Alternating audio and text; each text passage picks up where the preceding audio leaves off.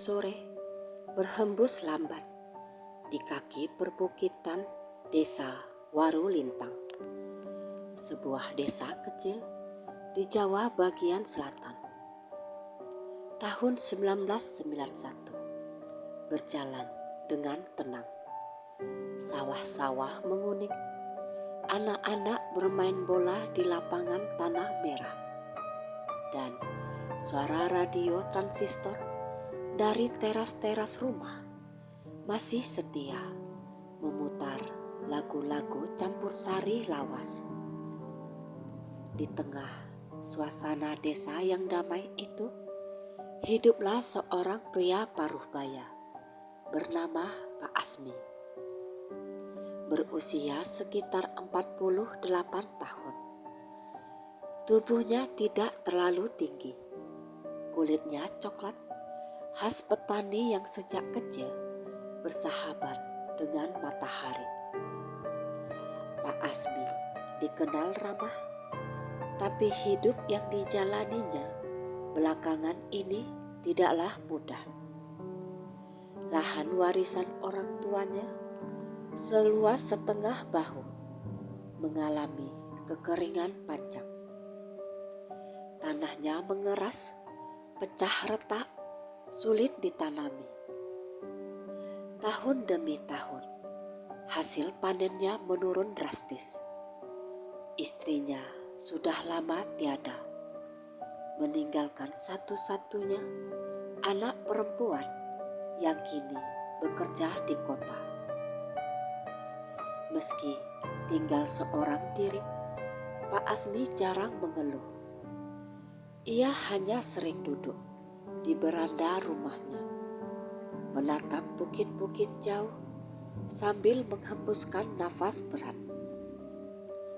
Pada suatu petang di awal bulan Sya'ban, ketika matahari bergerak turun dan warna jingga menempel di pucuk bambu, Pak Asmi memutuskan pergi ke hutan kecil di belakang bukit. Hutan itu tidak terlalu lebat, tetapi masyarakat desa menyebutnya sebagai Watu Pasi, tempat yang katanya dihuni makhluk halus berwujud manusia, namun bukan manusia, kaum Bunian. Begitulah orang-orang tua menyebutnya. Hingga kini, cerita-cerita tentang kaum Bunian itu masih dipercaya, meski banyak juga yang menganggapnya sekedar dongeng pengisi malam. Pak Asmi bukan tipe orang yang mudah percaya. Ia datang ke hutan bukan untuk mencari keberkahan aneh, tetapi hanya ingin mengambil air dari mata air kecil yang masih tersisa di sana. Sumur di rumahnya mengering lebih cepat dari perkiraannya. Sambil memanggul 2 jerigen, ia menapaki jalan setapak yang mulai ditelan semak. Suara dedaunan yang tergesek angin terdengar seperti bisikan-bisikan ringan.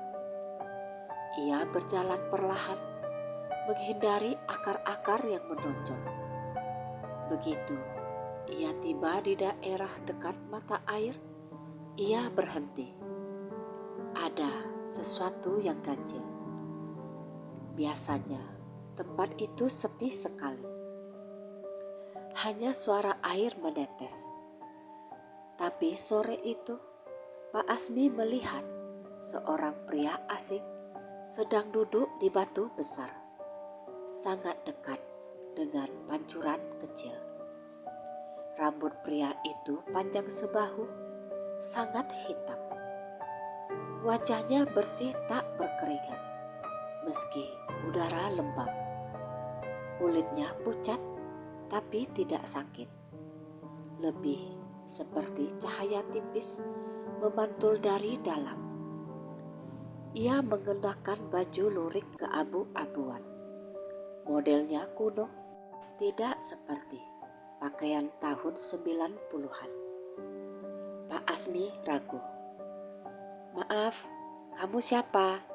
tanyanya hati-hati sambil menjaga sopan santun. Pria itu tersenyum lembut, senyum yang rasanya terlalu tenang untuk ukuran manusia biasa. "Saya hanya pendatang lama di sini," jawabnya. Suaranya halus namun mengandung gema aneh. "Bapak datang untuk mengambil air, bukan?" Pak Asmi mengangguk pelan. "Iya mas, air di rumah saya sudah tipis." Pria itu bangkit berdiri. Gerakannya begitu ringan, seolah kaki tidak sepenuhnya menyentuh tanah.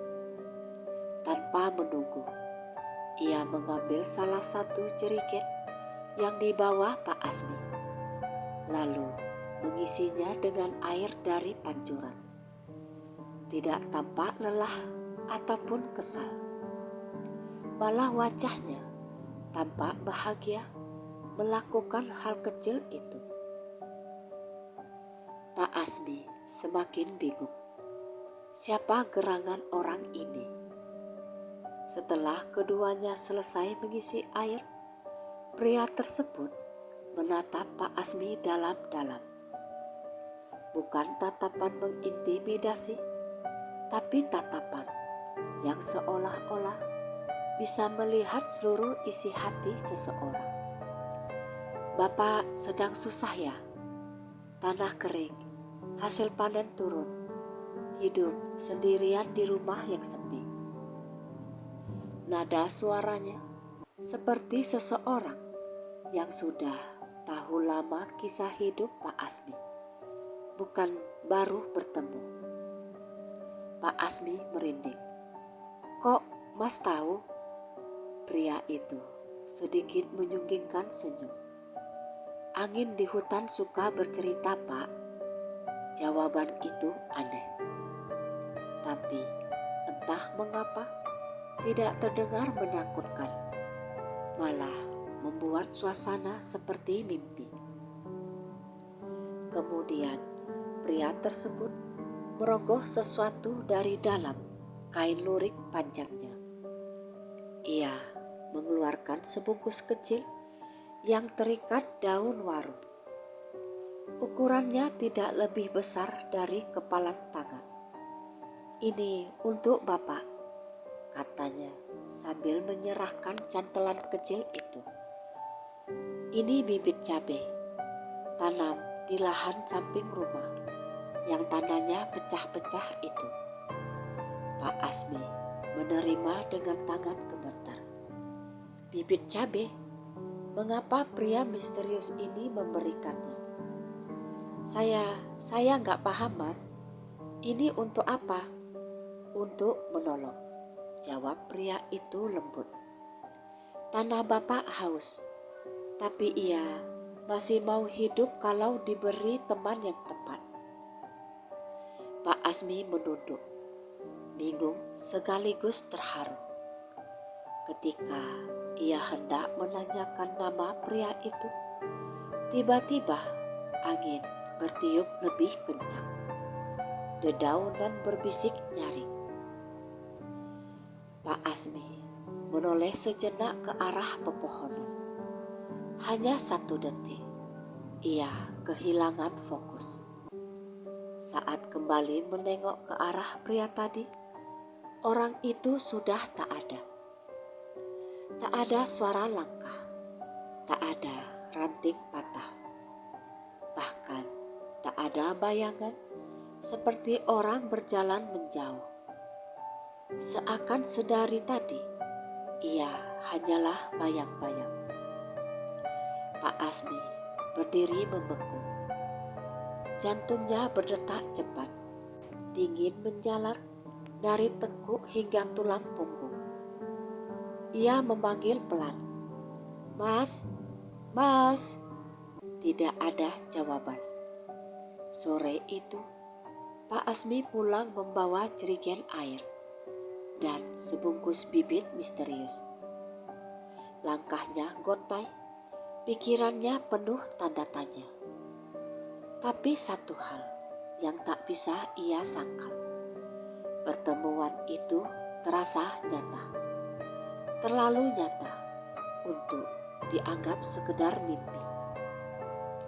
Dan tanpa ia sadari, peristiwa itu adalah awal dari perubahan besar dalam hidupnya. Malam itu, Pak Asmi tak bisa memejamkan mata dengan tenang. Bunyi jangkrik yang biasanya menenteramkan justru terdengar seperti gema panjang yang memenuhi telinganya.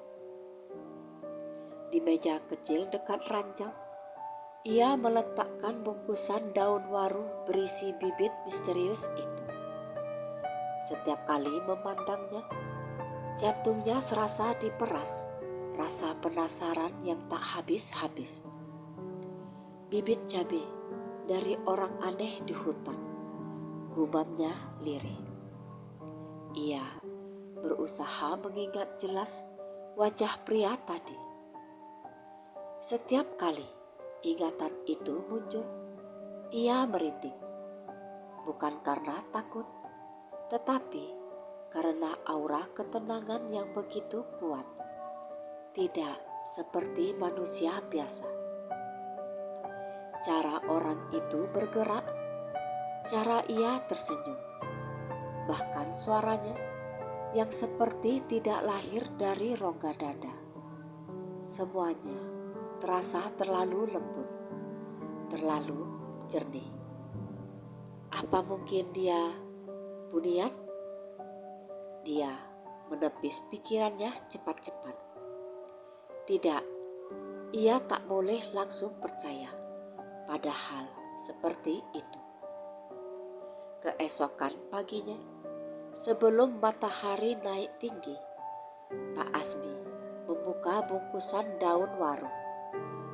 Di dalamnya tertata rapi sekitar 20 biji cabai. Bentuknya agak lebih besar dari biji cabai biasa yang ia kenal.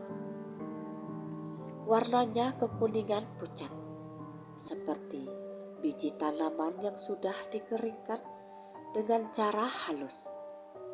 Aromanya samar, ada sedikit wangi tanah basah, bercampur daun muda. Pak Asmi menghela nafas panjang. Ya sudah, aku akan coba. Ia berjalan menuju tanah samping rumah, lahan kecil yang selama 2 tahun terakhir gagal menumbuhkan apapun. Ia membawa cangkul, ember kecil, dan air dari pancuran hutan yang ia ambil kemarin. Ketika mencangkul tanah, ia tertegun. Tanah itu tampak sedikit lembab. Padahal seminggu terakhir tidak turun hujan sedikit pun. Mustahil tanah bisa basah sendiri. Pak Asmi berjongkok dan menyentuhnya. Benar, tanah itu tidak sekeras biasanya. Dan permukaannya seperti baru disiram semalam. Ia menoleh ke sekeliling, memastikan tidak ada tetangga atau anak-anak kecil yang mungkin bermain-main menyiram tanahnya yang kosong. Tapi tak ada siapapun, karena pagi masih terlalu sepi. Rumah para tetangga, pintunya pun masih tertutup rapat. Perasaan aneh kembali merayap ke dadanya. Meski begitu, ia melanjutkan pekerjaannya. Ia membuat lubang-lubang kecil, satu persatu memasukkan biji cabai itu. Kemudian menutupnya dengan tanah tipis. Dan terakhir, ia menyiramnya dengan air dari jerigennya. Kalau memang bibit istimewa, semoga kau bisa tumbuh, meski tanahmu rewel seperti itu. Hari-hari berlalu. 3 hari pertama, tak ada perubahan berarti. Hanya tanah yang tampak sedikit lebih lembab dari biasanya. Namun, pada malam keempat, Pak Asmi terbangun oleh suara lirih di luar rumah. Seperti gemerisik lembut yang bergerak cepat. Dengan hati-hati, ia membuka pintu. Udara malam masuk, dingin dan menggelitik kulit. Ia menatap ke arah lahan samping rumah. Tidak ada siapapun, hanya temaram cahaya bulan yang jatuh ke tanah retak. Ia hendak kembali masuk, tetapi sesuatu membuatnya tertegun. Tanah yang ia tanami bibit itu terlihat berembun, meski udara saat itu kering. Permukaannya seperti mengeluarkan sinar tipis berwarna hijau pupus. Sangat lembut, hampir tak terlihat jika tidak diperhatikan sungguh-sungguh. Pak Asmi mengucek mata. Astagfirullah, apa itu?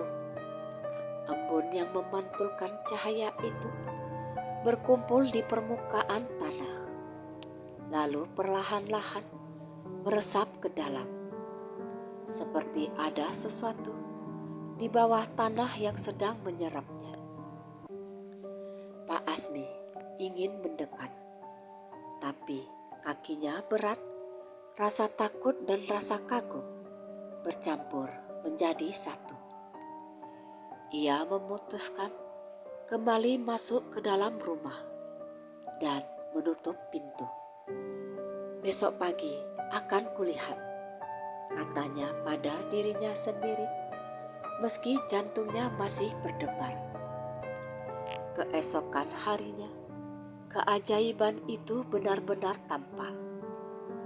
Ketika ia keluar hendak menyapu halaman, pandangannya langsung tertuju pada lahan samping rumah. Ya Allah, ternyata tumbuh di hadapannya. Muncul tunas-tunas cabai setinggi 3 jari, berwarna hijau terang, berdiri tegak tanpa daun yang layu. Padahal baru 1 malam setelah ia melihat tanah bercahaya itu. Ini tak mungkin. Tanaman apapun, sekalipun cabai, tak akan tumbuh setinggi itu hanya dalam waktu semalam. Pak Asmi berjongkok, memperhatikan dengan seksama. Tanah di sekitar tunas itu tampak gembur, penuh energi hidup. Ketika ia menyentuhnya, ia merasa hangat, seolah ada aliran kehidupan yang mengalir dari dalam tanah. Tidak jauh dari sana, suara tetangga memanggil, "Pak Asmi, ya Allah, kok bisa bertunas, Pak?" Ujar Pak Poniran, tetangganya yang suka melintas setiap pagi untuk memeriksa ternak. Pak Asmi mencoba tersenyum tenang. Mungkin tanahnya mendapat berkah, Rin. Berkah apa? Ini jelas gak biasa, gumam Pak Poniran sambil mendekat. Wah, tunasnya kok cerah gini warnanya. Jarang aku lihat tunas seperti ini. Pak Asmi hanya tertawa kecil, menahan kegugupan. Sementara Pak Poniran berlalu, Pak Asmi kembali menatap tunas-tunas itu. Ada rasa syukur, tapi ada juga rasa takut. Takut jika ia tanpa sengaja melibatkan dirinya dalam dunia yang bukan dunia manusia. Bibit ini, apa beneran dari bunian? Bisiknya dalam hati. Pertanyaan itu menggantung tanpa jawaban. Namun satu hal pasti, bibit itu akan mengubah hidupnya. Dan perubahan itu baru saja dimulai. Sejak kemunculan tunas-tunas cabai misterius itu, kehidupan Pak Asmi berubah, perlahan namun pasti. Setiap pagi, sebelum ayam berkokok, ia sudah keluar rumah dengan membawa timba kecil berisi air. Ia menyiram tanaman-tanaman itu dengan hati-hati, seolah sedang merawat sesuatu yang sangat rapuh tapi berharga. Namun keanehan tidak berhenti hanya pada tunas yang tumbuh terlalu cepat. Dalam rentang 1 minggu, tanaman cabai itu sudah mencapai tinggi setengah betis. Daunnya lebar, warnanya lebih hijau dari daun cabai pada umumnya. Di bagian batang terlihat semburat cahaya halus jika diperhatikan saat sore hari. Bukan cahaya yang menyilaukan, tetapi lebih seperti pantulan warna keemasan yang hidup. Pak Asmi berulang kali bertanya dalam hati, apakah ini hal yang wajar? Namun ia tak menemukan jawaban. Apapun yang tumbuh dari bibit pemberian pria yang ia temui di hutan itu memiliki kehidupan sendiri. Yang lebih mengejutkan lagi, tanah di sekitar tanaman-tanaman itu mendadak gembur dan subur. Rumput liar yang tumbuh di sekelilingnya tampak lebih segar dibandingkan tanah lain di halaman rumah. Bahkan pohon pepaya yang sebelumnya tidak pernah berbuah selama 2 tahun tiba-tiba menunjukkan bakal buah. Kabar tentang tanaman cabai Pak Asmi pun menyebar dari mulut ke mulut.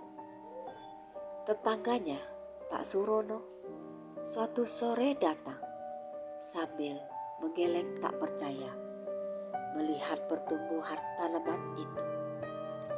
Saya belum pernah melihat cabai tumbuh secepat ini, katanya sambil merunduk memeriksa batang tanaman yang tampak kokoh.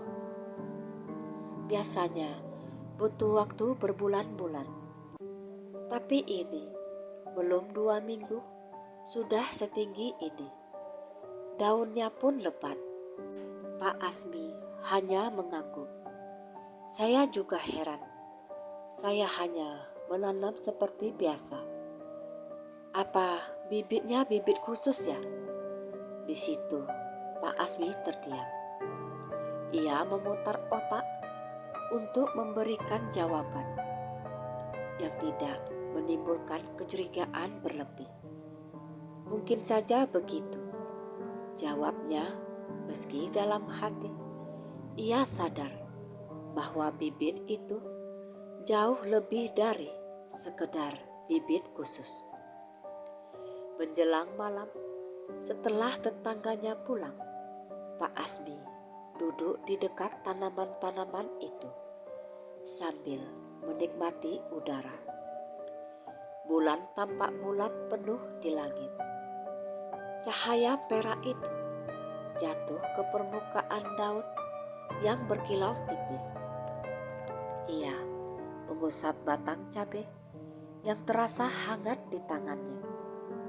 Siapapun yang memberi saya bibit ini, saya berutang budi, gumam Pak Asmi. Namun malam itu, perasaan damai tersebut mendadak berubah ketika angin berhenti berhembus.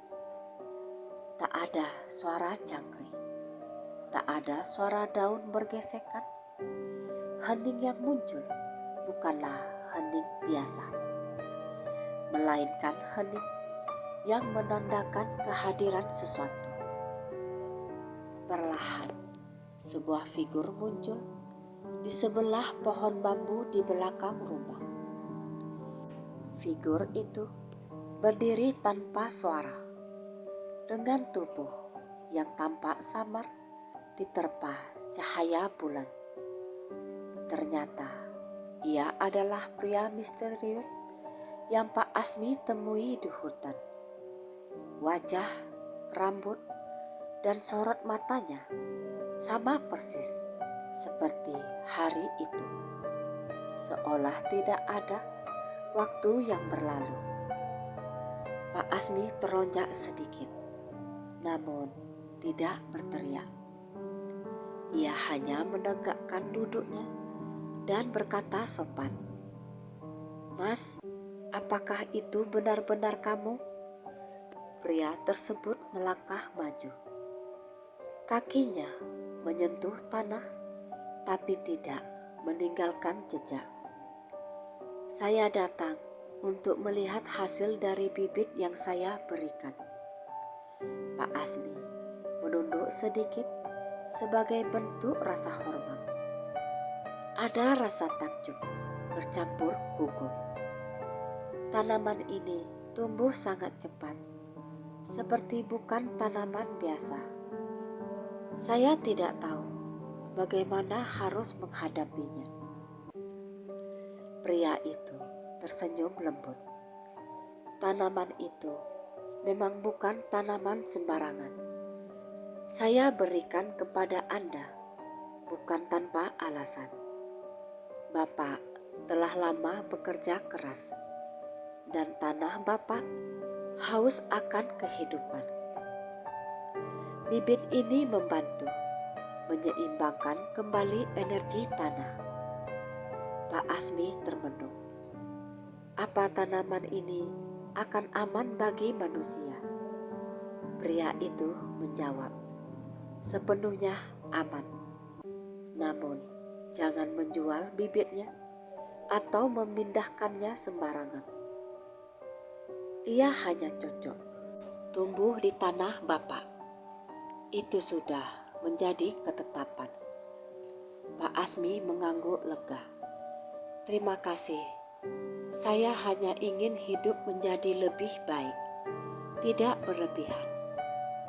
Dan kebaikan itu akan datang," sahut pria tersebut sambil menatap tanaman cabai itu.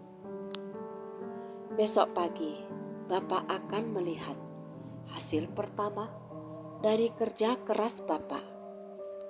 Tanpa menunggu balasan, tubuh pria itu mulai memudar pelan-pelan. Tak ada suara, tak ada cahaya mencolok. Hanya perubahan transparansi tubuhnya, seperti kabut yang tertiup angin. Dalam hitungan detik, ia lenyap sepenuhnya. Pak Asmi menatap kosong ke arah tempat pria itu berdiri tadi. Dadanya berdebar, tapi bukan karena takut, justru perasaan hangat memenuhi hatinya. Ada keyakinan kuat bahwa ia sedang melalui perubahan besar, sesuatu yang mungkin hanya terjadi sekali seumur hidup. Keesokan harinya, saat matahari baru naik, Pak Asmi keluar rumah sambil membawa keranjang kecil. Ia hampir menjatuhkan keranjang itu ketika melihat apa yang ada di depan matanya. Tanaman cabai yang seminggu lalu hanya berupa tunas, kini sudah berbuah. Buah cabai itu berwarna merah cerah. Ukurannya panjang dan gemuk. Bahkan tampak berembun seolah habis dicuci. Jumlahnya sangat banyak, memenuhi hampir seluruh batang. Pak Asmi tidak pernah melihat tanaman cabai berbuah begitu cepat dan begitu lebat. Dengan tangan gemetar, ia memetik beberapa buah. Aroma pedasnya langsung tercium, kuat namun segar. Ia memasukkannya ke keranjang perlahan agar tidak merusak batang tanaman. Ini bukan sekedar tanaman, pikir Pak Asmi. Ini anugerah. Namun, ia belum tahu bahwa anugerah itu tidak hanya membawa perubahan pada hidupnya, tetapi juga akan menarik perhatian orang-orang yang tak ia duga. Dan perubahan besar itu akan dimulai dari kedatangan seseorang di sore harinya. Seseorang yang tak pernah ia bayangkan akan datang ke rumah sederhana miliknya. Sore itu, ketika langit mulai berwarna keemasan dan burung-burung kembali ke sarang, ketukan terdengar dari pintu rumah Pak Asmi. Ketukan itu terdengar sopan namun tegas. Bukan ketukan ringan anak-anak atau tetangga yang biasa datang untuk meminjam alat dapur. Pak Asmi membuka pintu dan tertegun. Seorang pria muda berdiri di ambang pintu dengan membawa map besar berisi dokumen. Pakaiannya rapi, wajahnya teduh, dan senyumnya ramah. Di belakangnya terlihat sebuah mobil pickup milik koperasi kecamatan. "Selamat sore, Pak," ucap pria itu dengan sopan. "Perkenalkan, saya Rendra dari koperasi tadi. Saya mendapat laporan bahwa Bapak memiliki tanaman cabai jenis unggulan yang baru berbuah." Pak Asmi terkejut. "Bagaimana Anda bisa tahu?" "Beberapa warga tadi pagi melihat tanaman cabai Bapak dan mengira itu varietas baru. Mereka menyarankan saya datang langsung untuk melihatnya." Dengan agak canggung, Pak Asmi mengajak Rendra masuk ke halaman samping rumah. Setelah melihat tanaman-tanaman itu, Rendra membungkuk, memegang salah satu daun, lalu langsung mengangguk terkesan. "Ini luar biasa, Pak. Saya tak pernah melihat tanaman cabai tumbuh secepat ini. Buahnya juga sangat sehat. Jika Bapak bersedia, kami berencana membeli cabai ini secara rutin setiap panen." Pak Asmi terdiam, hampir tak percaya apa yang ia dengar. "Anda benar-benar ingin membeli cabai ini? Kira-kira sebanyak apa?" "Kami bisa menampung semua hasilnya," jawab Rendra mantap. "Pasar sedang membutuhkan cabai berkualitas, dan milik Bapak sudah memenuhi itu, bahkan lebih. Untuk pertama kalinya dalam bertahun-tahun, Pak Asmi merasa seperti seseorang membuka pintu besar untuknya.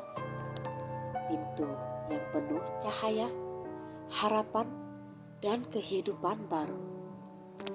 "Tentu saja saya bersedia," jawab Pak Asmi dengan suara bergetar bahagia.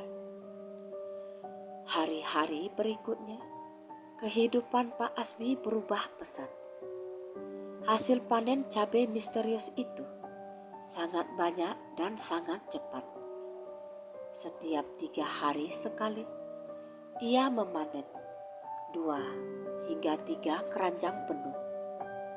Koperasi membayarnya dengan harga cukup tinggi. Dan untuk pertama kalinya dalam waktu yang lama, Pak Asmi memiliki tabungan yang layak. Tetangga-tetangganya pun ikut senang melihat perubahan hidupnya.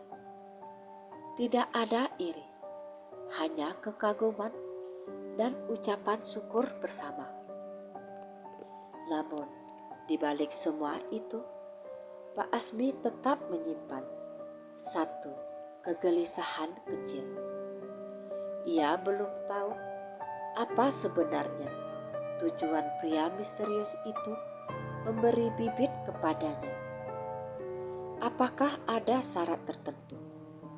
Apakah ada sesuatu yang harus ia bayar suatu hari nanti? Pertanyaan itu terjawab pada suatu malam, 1 minggu setelah panen pertamanya. Malam itu, hening aneh kembali menyelimuti halaman rumah. Angin berhenti berhembus, suara jangkrik lenyap. Udara menjadi lebih dingin, tetapi bukan dingin yang menakutkan. Lebih seperti dingin yang mengumumkan kedatangan tamu istimewa. Ketika Pak Asmi keluar rumah, pria misterius itu sudah berdiri di dekat tanaman cabai. Namun kali ini sorot matanya lebih lembut daripada pertemuan sebelumnya. "Selamat malam, Pak," ujar pria itu dengan suara tenang. "Selamat malam," balas Pak Asmi dengan sopan. "Terima kasih atas anugerah yang Mas berikan. Hidup saya berubah berkat bibit itu." "Saya senang mendengarnya," jawab pria tersebut. "Itulah yang menjadi tujuan saya." Pak Asmi memberanikan diri untuk bertanya, "Apakah saya memiliki kewajiban atau syarat tertentu?" Pria itu tersenyum. Senyumnya hangat dan menenangkan. "Tidak ada syarat bagi manusia yang berhati baik seperti Anda. Saya hanya memberi apa yang Bapak butuhkan. Sebagai balasan, rawatlah tanah ini seperti Anda merawat hidup sendiri." Pak Asmi mengangguk perlahan. "Saya akan merawatnya sebaik-baiknya." Pria itu melihat tanaman cabai yang berbuah lebat. "Tanaman ini hanya akan tumbuh di tanah Bapak, karena tanah Bapak menerima kehidupan dengan tulus. Jangan berikan bibitnya kepada siapapun, karena tanaman ini terikat pada keseimbangan tanah ini." "Baik, saya mengerti," sahut Pak Asmi. "Malam ini saya datang untuk berpamitan. Tugas saya sudah selesai. Setelah ini, Bapak tak perlu lagi menunggu kehadiran saya." Ada sedikit perasaan sedih di hati Pak Asmi. Meski pria misterius itu bukan manusia biasa, kehadirannya selalu membawa ketenangan dan harapan. "Terima kasih untuk semuanya." Pria itu menunduk sedikit. "Bapak layak menerima kehidupan yang lebih baik. Tanah dan angin memilih Bapak bukan tanpa alasan." Pelan-pelan, cahaya lembut menyelimuti tubuh pria itu, seperti kabut pagi yang tersapu angin hangat. Tubuhnya perlahan memudar. Namun sebelum hilang sepenuhnya, ia sempat berpesan, "Semoga hidup Anda penuh berkah. Rawatlah apa yang Bapak punya, dan dunia akan membalas kebaikan Bapak." Setelah itu, ia menghilang tanpa suara. Sejak malam itu, Tak pernah lagi muncul suara-suara aneh, cahaya di tanah, atau tamu misterius. Semua kembali normal, namun tanaman cabai itu tetap tumbuh subur dan produktif selama bertahun-tahun, meski tidak pernah tumbuh di luar tanah itu. Dengan hasil panen yang stabil dan kerja keras yang terus ia lakukan, Pak Asmi memperbaiki rumah, membeli peralatan tani baru, bahkan membantu beberapa tetangga yang membutuhkan. Desa pun menjadi lebih hidup, lebih ramai, dan lebih bersemangat. Anaknya yang bekerja di kota akhirnya bisa pulang lebih sering, bahkan berencana menetap kembali di desa karena keadaan ekonomi keluarga sudah membaik. Pada suatu pagi yang cerah, Pak Asmi berdiri di samping kebun kecilnya sambil tersenyum. Ia menatap tanaman cabai yang berbuah merah merata. Daunnya berkilau, disentuh matahari pagi. "Terima kasih," bisiknya lirih. Bukan kepada siapapun, tetapi kepada alam, kehidupan, dan sosok misterius yang pernah memberi bibit itu. Kini, hidupnya bukan lagi tentang kesulitan dan kekeringan, melainkan tentang rasa syukur yang mengalir setiap hari. Dan dari sinilah kebahagiaan sejati itu tumbuh. Seperti tanaman cabai yang tumbuh dari tanah tandus menjadi anugerah yang tak ternilai.